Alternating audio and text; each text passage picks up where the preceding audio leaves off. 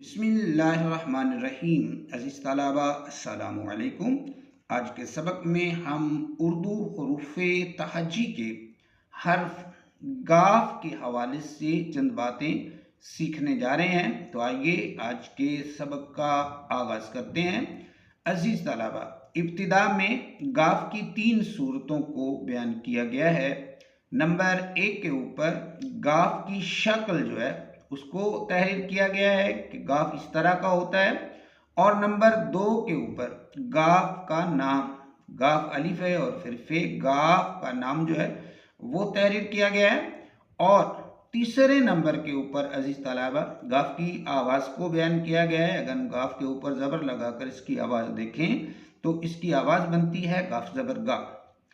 अजीज तलबा, उसके बाद गाफ के हवाले से जो बात, अगली बात जो है वो चौथे नंबर पे हम सीखेंगे। तो गाफ उर्दू का 29वां, फारसी का 26वां और हिंदी ज़ुबान का तीसरा हर्फ है। अरबी हुरूफ़े तहज्जी में गाफ शामिल नहीं है, यानी कि अरबी हुरूफ़े तहज्जी में गाफ नहीं आता।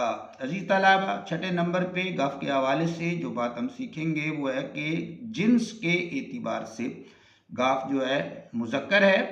हिसाब अबजद में इसके भी काफ की तरह 20 अदद मुकर्रर किए गए हैं, 20 अदद फ़र्ज किए गए हैं।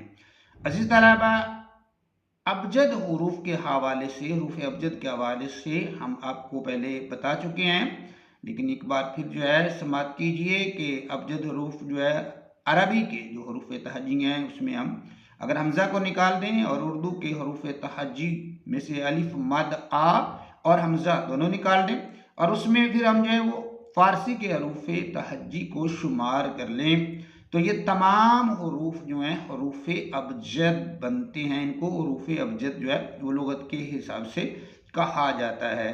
तो हिसाब अबजद में, इनके हुरूफ अबजद के हिसाब में इसके भी काफ की तरह 20 अदद मुकर्रर किए गए हैं। अज़ीज़ तलबा, ये था हमारा आज का सबक। गाफ के हवाले से हमने चंद बातें जो हैं वो सीखी हैं। उम्मीद है आपको पसंद आया होगा। अल्लाह हाफिज़।